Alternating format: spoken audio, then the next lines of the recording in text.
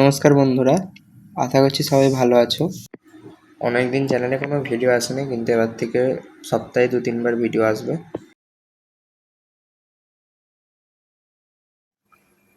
এই সিরিজের আমরা প্রথম চ্যাপ্টার দি লিভিং ওয়ার্ল্ড, যেটা নিটের জন্য খুবই ছোট হলেও এখান থেকে প্রতি বছর প্রায় 1 থেকে 2টো প্রশ্ন থাকবেই।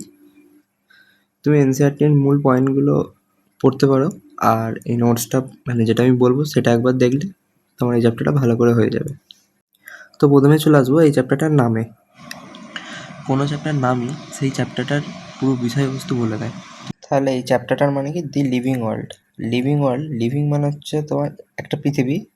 দি লিভিং ওয়ার্ল্ড মানে একটা পৃথিবী যেখানে লিভিং অর্গানিজমগুলো আছে, মানে প্রাণী, মানুষ, প্রাণী, জীবজন্তু প্রভৃতি এরা থাকে, সেইগুলো মিলিয়ে একটা ওয়ার্ল্ড।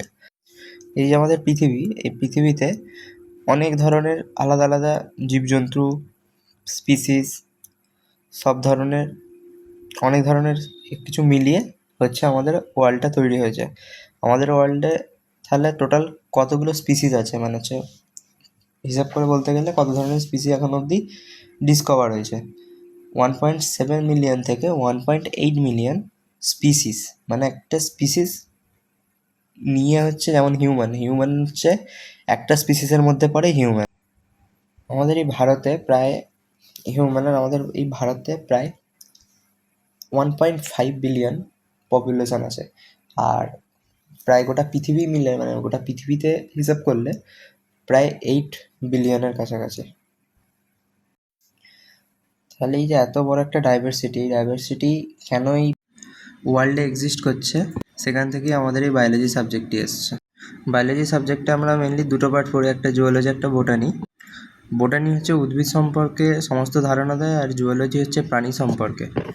তো প্রথমে তাহলে আমরা কি পড়বো এই চ্যাপ্টারে, লিভিং ওয়ার্ল্ড যেহেতু পড়ছি, তো প্রথমে পড়বো লিভিং আর নন লিভিং, মানে সজীব আর জড়, জীব আর জড় এর মধ্যে পার্থক্য। যেমন এই আমি যেটা দিয়ে লিখছি স্টাইলাস, এই পেনটা খেতে পারবে না, আমি খেতে পারবো, আমি হাঁটতে পারবো, আমি দৌড়াতে পারবো, কিন্তু এই পেনটা পারবে না। পেনটা রিপ্রোডাকশন করতে পারবে না, আমি রিপ্রোডাকশন করতে পারবো। তো এর মধ্যে অনেক ফিচার্স আছে যেগুলোর মধ্যে ডিফারেন্সিয়েশন আছে, ঠিক আছে। তো তার মধ্যে একটা হচ্ছে ক্যারেক্টারিস্টিক্স, আর একটা হচ্ছে ডিফাইনিং ফিচার্স। তাহলে ফার্স্ট চলে আসো নামে। নাম কি? ক্যারেক্টারিস্টিক। ক্যারেক্টার মানে হচ্ছে আমার মধ্যে, মানে ক্যারেক্টার মানে হচ্ছে ফিচার্স, মানে আমার মধ্যে কী কী পাওয়া যায়। তো একটা লিভিং অর্গানিজমের মধ্যে যত ধরনের ক্যারেক্টার পাওয়া যায় সেগুলোই হচ্ছে ক্যারেক্টারিস্টিক বা ফিচার্স। আমি অ্যাজ এ লিভিং অর্গানিজম যা যা করতে পারবো, মানে যা খুশি করতে পারবো, সেগুলোই হচ্ছে ক্যারেক্টারিস্টিক, ঠিক আছে। আর এই ক্যারেক্টারিস্টিক যে পৃথিবীর সমস্ত জীবজন্তুর মধ্যে পাওয়া যায়, কোনো মানে যে পাওয়া যেতেই হবে তার কোনো বাধ্যবাধকতা নেই, not mandatory, okay. For example, I am walk, আমি মানে আমি যদি চলতে পারি, প্ল্যান্ট কি থোড়ি না চলতে পারবে? উদ্ভিদ। আমি কথা বলতে পারবো, থোড়ি না প্ল্যান্ট কথা বলতে পারবে? হ্যাঁ, আওয়াজ বের করতে কোনো প্রাণী, যেমন কুকুর, বিড়াল আওয়াজ বের করতে, কিন্তু থোড়ি না আমাদের মতো কথা বলতে পারবে, রাইট? আমরা লিখতে পারবো, তারা লিখতে পারবে থোড়ি? রিপ্রোডাকশান হচ্ছে তারা করতে পারে, রিপ্রোডাকশান সবাইকে রিপ্রোডাকশান করতে হয়, মানে বংশ আগে বাড়ানোর জন্য রিপ্রোডাকশান করতে হয়, গ্রোথ, মানে তাহলে এই সমস্ত জিনিসকে আমার ক্যারেক্টারিস্টিক। কোনো ম্যান্ডেটরি নেই যে পৃথিবীর সমস্ত জীবের মধ্যে এগুলো পাওয়া যায়, ঠিক আছে। প্লান্টের ক্যারেক্টারিস্টিক আলাদা হবে, যেমন তারা সবসময় গ্রো হয়, কারণ তার মধ্যে একটা হচ্ছে মেরিস্টেমেটিক সেল আছে, সেই সেলটা গাছের বৃদ্ধিতে সাহায্য করে। কোনো লিভিং অর্গানিজমের যে কোনো ক্যারেক্টার যদি বলো, সেটা হচ্ছে তার ক্যারেক্টারিস্টিক। কিন্তু ডিফাইনিং ক্যারেক্টার বা ডিফাইনিং ফিচার্স মানে কি, যেই ফিচার্সগুলো এমন ফিচার্স যেগুলো ডিফাইন আর নন, মানে এমন একটা ফিচার যেটা সমস্ত লিভিং অর্গানিজম, মানে হচ্ছে এমন ফিচার্স যেটা পৃথিবীর সমস্ত লিভিং সমস্ত লিভিং অর্গানিজমের মধ্যে 100% পাওয়া যায়, আর নন লিভিংয়ের মধ্যে একদমই পাওয়া যাবে না, 0% পাওয়া যাবে। ওকে, ডিফাইন ফিচার্স, তো তোমরা বলবে ডিফাইন ফিচার্সের মধ্যে রিপ্রোডাকশন কেন এলো না? যে কোনো লিভিং অর্গানিজম তাদের বংশবিস্তারের জন্য রিপ্রোডাকশন করবে, কিন্তু লিভিং অর্গানিজম রিপ্রোডাকশন করে, যেমন এক্সাম্পল মানে পৃথিবীতে সমস্ত যে লিভিং অর্গানিজম রিপ্রোডাকশন করতে পারে তেমন তো কোনো মানে বাধ্যকতা নেই না, বাধ্যবাধকতা। যেমন মিউল,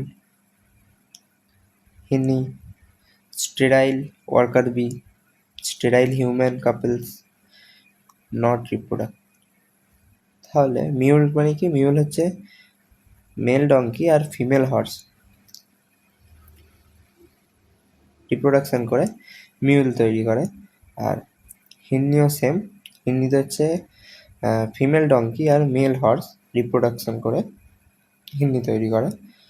স্টেরাইল ওয়ার্কার বি মানে হচ্ছে বিয়ের হচ্ছে তিনটে হয়, একটা হচ্ছে কুইন মানে হচ্ছে যে ফার্টাইল মানে বাচ্চা তৈরি করে, আর রিপ্রোডাকশন কার সঙ্গে করে? ড্রোন আর কুইন বি এরা। আর যারা স্টেরাইল হয় মানে ওয়ার্কার বি, তারা হচ্ছে যে মৌচাক সেটার দেখাশোনা করে, মানে মেনটেন করে, মধু সংগ্রহ করে আনে, সেগুলো হচ্ছে ওয়ার্কার বি। আর যখন কুইন মানে হচ্ছে রানী মৌমাছি যখন মারা যায়, তখন এই ওয়ার্কার বি এর মধ্যেই একটা রয়্যাল জেলি নামক জেলি হয়, সেটা ওই ওয়ার্কার বির মধ্যে যে কোনো একজনকে খাইয়ে দেওয়া হয়, যার ফলে তার মধ্যে ওই রয়্যাল জেলি খাওয়ার পরে তার মধ্যে রানীর সমস্ত বৈশিষ্ট্য তার মধ্যে চলে আসে। সেখান থেকে ওয়ার্কার বি এর মধ্যে একজন রানী মৌমাছিতে বলেছিলাম। এখানে লিভিং অর্গানিজম মানে সমস্ত লিভিং অর্গানিজমের মধ্যে সেই সমস্ত বৈশিষ্ট্য পাওয়া যাবে, মানে যে সমস্ত বৈশিষ্ট্য দুটোকে পৃথক করে লিভিং আর নন লিভিংয়ের ক্ষেত্রে, যেখানে 100% লিভিং অর্গানিজম বোঝাবে। কিন্তু এখানে হচ্ছে কয়েকটা এক্সেপশন আছে, যেমন মিউল, হেননি, স্টেরাইল বিজ, এগুলো ওয়ার্কার বিজ, এগুলো যে এক্সেপশন, তার জন্য রিপ্রোডাকশান এখানে নানা কারণের জন্য অনেক মেল হিউম্যান ইম্পোর্টেন্ট হয়ে যায়। ইম্পোর্টেন্ট মানে পোটেন্ট মানে পোটেন্সিয়াল, বাচ্চা করার যে পোটেন্সিয়াল, সেই পোটেন্সিয়ালটা আর এদের মধ্যে থাকে না। মেল অনেক সময় ইম্পর্টেন্ট হয়, আর ফিমেলও অনেক সময় ইম্পর্টেন্ট হয়ে যায়, যারা বাচ্চা তৈরি করতে পারে না। তো এটা হচ্ছে এক্সেপশন রিপ্রোডাকশানের। তো সমস্ত লিভিং অর্গানিজমের মধ্যে 100% ডিফাইন ক্যারেক্টার পাওয়া যায় না, যার ফলে মানে এখানে কয়েকটা এক্সেপশনের জন্য এটা ডিফাইন ফিচার্সের মধ্যে ধরা হবে না। এবারে আমি যদি গ্রোয়ের কথা বলি, পৃথিবীর সমস্ত লিভিং অর্গানিজম গ্রো করে, এটা সত্যি। গ্রোথ দুভাবে হতে পারে, twins character. Growth has a twins character, মানে দুটোভাবে হতে পারে। একটা হচ্ছে ধরো তোমার মাস বেড়ে গেল, মানে মাস যদি বেড়ে যায় তখন একটা গ্রোথ হবে। আর একটা হচ্ছে ইন্ডিভিজুয়াল নাম্বার, যেমন এটা একটা অ্যামিবা রিপ্রোডাকশন করে দুটো হয়ে গেল, মানে সংখ্যায় বৃদ্ধি পেলো, মানে ইন্ডিভিজুয়াল সংখ্যা, নাম্বার অফ ইন্ডিভিজুয়াল যদি বৃদ্ধি পায়, সেটা ছিল তখন অনেক ছোট ছিল, তো তখন তোমার একটা মাস ছিল, এখন যখন বেড়ে এত বড় হয়েছে তখন একটা মানে মাস অনেকটা বেড়ে গেছে, তো সেদিক থেকে তোমার একটা গ্রোথ হয়েছে।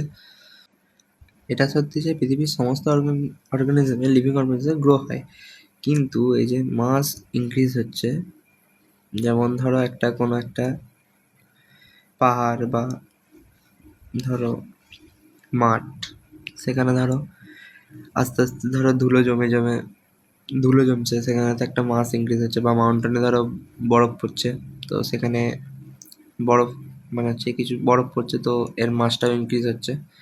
তাহলে একদিক দিয়ে বলা যায় এরা দুজনেও গ্রো করছে, কিন্তু স্যান্ড বা মাউন্টেন্স এরা তো নন লিভিং থিংস না, নন লিভিং থিংসে তার মানে গ্রো করছে, ওই জন্য এটা নট এ ডিফাইনিং ফিচার্স, এটা ডিফাইনিং ফিচার্সের মধ্যে পড়ে না।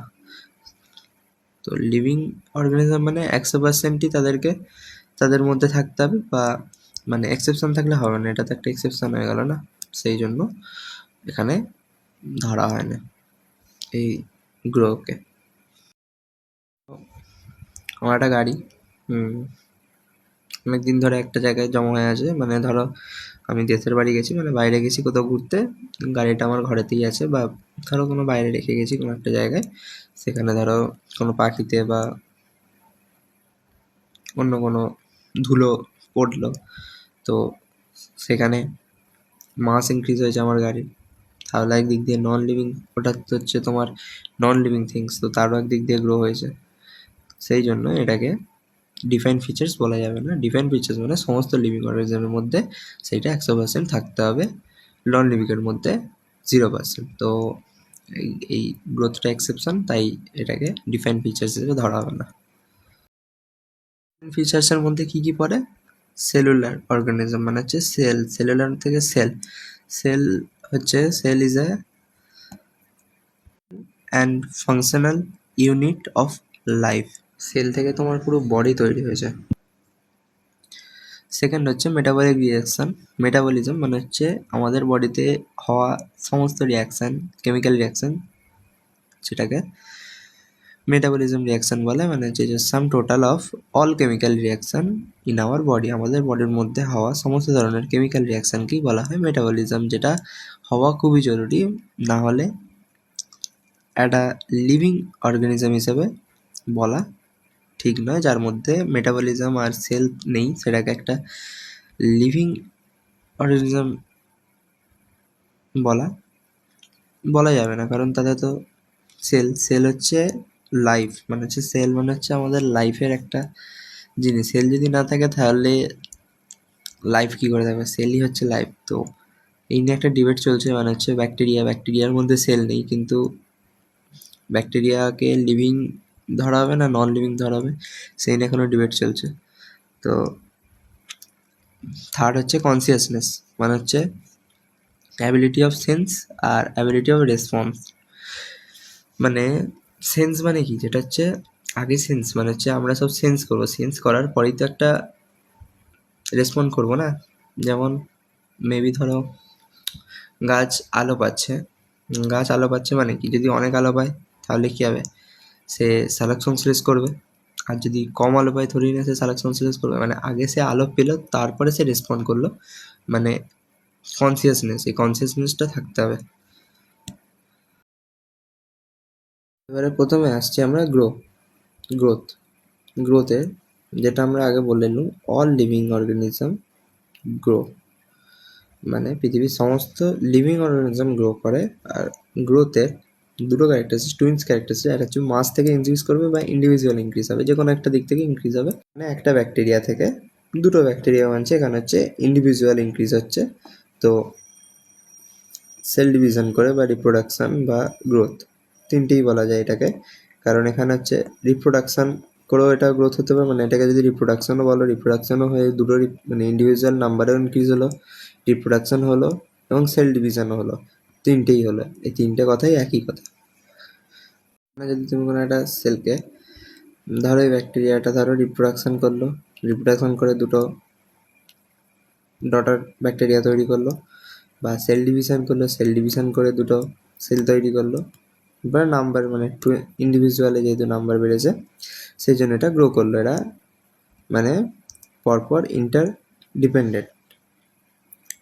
যদি তুমি একটা করাতে চাও, রিপ্রোডাকশন করাতে চাও, তো সেল ডিভিশনও হয়ে যাবে, গ্রোথও হয়ে যাবে।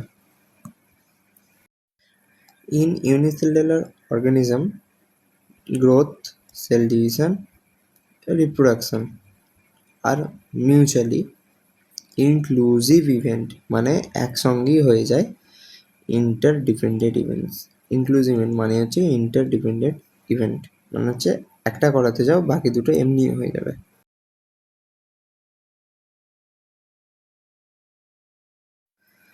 এবার হচ্ছে মাল্টিসেলুলার অর্গানিজম, মানে হচ্ছে ধরে নাও আমি রাস্তায় বেরোলাম, যাচ্ছিলাম হেঁটে হেঁটে, উল্টে পড়ে গেলাম, সামনের দাঁত ভেঙে গেল, থুতনিটা ফুলে গেল, মানে রক্ত জমে গেল বা কেটে গেল। তো সেখানে এবারে সেল ডিভিশন হবে, ওখানে যেখানে আমার কেটে গেছে বা লেগেছে সেখানে সেল ডিভিশন হবে, সেই সেলগুলো রিপেয়ার হবে বা রিপ্লেস হয়ে যাবে, খারাপ সেলগুলো নষ্ট হয়ে যাবে বা রিপেয়ার হবে আর কি একদিক থেকে। তো সেখানে সেল ডিভিশন হবে। তো এর মানে কি এটা যে আমি রিপ্রোডাকশন করলাম বা আমার হাইট বেড়ে গেল বা আমার ওয়েট বেড়ে গেল, সেই জন্য রিপ্রোডাকশন যেহেতু হয় না, এটাকে বলা হয় এক্সক্লুসিভ ইভেন্ট বা ইনডিপেন্ডেন্ট, মানে কারোর উপরে ডিপেন্ড করে না, একা একাই হয়। এই সমস্ত ইভেন্ট মানে গ্রোথ, সেল ডিভিশন, রিপ্রোডাকশন, এগুলো সব একসাথে ঘটে, মানে একটা করাতে এসে বাকি দুটো হয়ে যাবে, সেই জন্য এটাকে বলে ইন্টার ডিপেন্ডেন্ট। আর মাল্টিসেলুলারের মধ্যে এগুলো সব এক্সক্লুসিভ বা ইনডিপেন্ডেন্ট, মানে আলাদা আলাদাভাবে হয়, সেই জন্য এগুলোকে এক্সক্লুসিভ বা ইন্ডিপেন্ডেন্ট ইভেন্টস বলা হয়। যেমন আমি গ্রোথ বললাম, অ্যানিমেল বা অ্যানিমেল হচ্ছে তোমার এটা সার্টেন এজ অবধি বাড়ে অনলি, তারপরে কোনো সেল বা টিস্যু ডিভাইড হয় হিল করার জন্য আমাদের বডিকে, বা রিপ্লেস লস্ট সেল। যেমন আরবিসি 120 দিন, মানে হচ্ছে 4 মাসের মধ্যে সময় থাকে, তারপরে নষ্ট হয়ে যায়, আবার নতুন আরবিসি আসে। কিন্তু প্ল্যান্টের ক্ষেত্রে কন্টিনিউয়াস হয়, মানে হচ্ছে সবসময় হয় গ্রোথ, কারণ এতে হচ্ছে যে ম্যারিস্টেমেটিক সেলটা থাকে সেটা কন্টিনিউয়াসলি ডিভাইড হয়, যার ফলে হাইট ইনক্রিজ হয় ধীরে ধীরে। 1 সেন্টিমিটার বা 1 মিলিমিটার হলেও গ্রোথ হয়। তো এটা হচ্ছে গ্রোথ। গ্রোথের সম্বন্ধে আরও কিছু কথা আছে, সেটাও আমরা দেখে নিই। যেমন কি বললাম, growth occurs by cell division. Cell ডিভিশনের ফলে গ্রোথ হয় both unicellular and multicellular organism. তো গ্রোথ হয়েছে, যেমন আমরা ইনিশিয়াল অবস্থায় কেমন ছিলাম, বা যে কোনো কেউ, আমরা প্রথমে ইনিশিয়াল অবস্থায় কেমন ছিল, এটা হচ্ছে ফাদারের স্পার্ম, এটা হচ্ছে মাদারের ওভাম, দুটো মিট করে একটা জায়গার তৈরি করলো, যেটা হচ্ছে 2n। ফাদারের স্পার্ম হচ্ছে 2n আর মাদারের ওভাম হচ্ছে n। এই দুটো n মিলিয়ে হ্যাপ্লয়েড মিলে ডিপ্লয়েড 2n তৈরি করলো। ওকে, ফাদারের মধ্যে কত 23 ক্রোমোজোম ছিল, মাদারের মধ্যে 23 ক্রোমোজোম ছিল, মিলে তাহলে টোটাল কত ক্রোমোজোম হলো 46 ক্রোমোজোম হলো। ফাদার দিল, বাবা দিল 1 সেট অফ ক্রোমোজোম আর মাদার দিল 1 সেট অফ ক্রোমোজোম, দিয়ে কি তৈরি হলো, কি তৈরি হলো 2 সেট অফ ক্রোমোজোম, মানে 2n, যেটা হচ্ছে ডিপ্লয়েড। অর্গানিজমটা হলো 2n এর পরে হচ্ছে তোমার সেল ডিভিশন করে 4n, এরকম করে আরো সেল ডিভিশন করে করে আস্তে আস্তে গোটা বডি তৈরি হলো। তাহলে কি হলো, সেল ডিভিশন হলো। এখানে সেল ডিভিশন, ব্যাকটেরিয়া কীভাবে সেল ডিভিশন করে দুটো ব্যাকটেরিয়া তৈরি করলো। তো ইউনিসেলুলার হোক বা মাল্টিসেলুলার হোক, সেল ডিভিশনের মাধ্যমেই গ্রো হয়।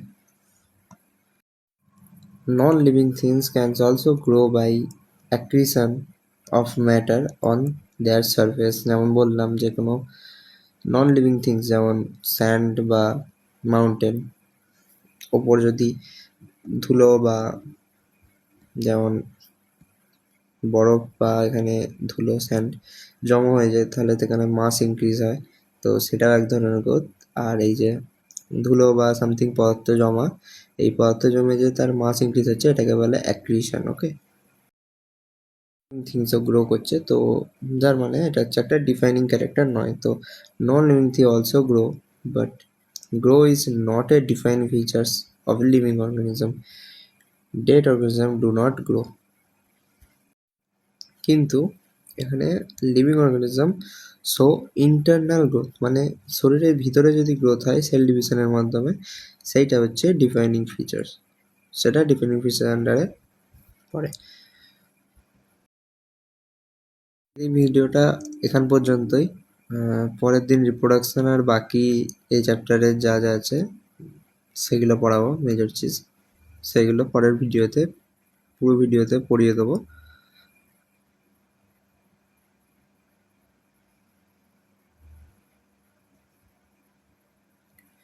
তো আজকের ভিডিওটা এখানেই শেষ করছি। কেমন লাগলো অবশ্যই বলবে, কমেন্ট করে জানাবে। আর যদি এই নোটসটা নিতে হয় তাহলে অবশ্যই কমেন্ট করবে, আমি লিঙ্ক দিয়ে দেবো ওকে। তো আজকের এখান পর্যন্তই, টাটা বাই।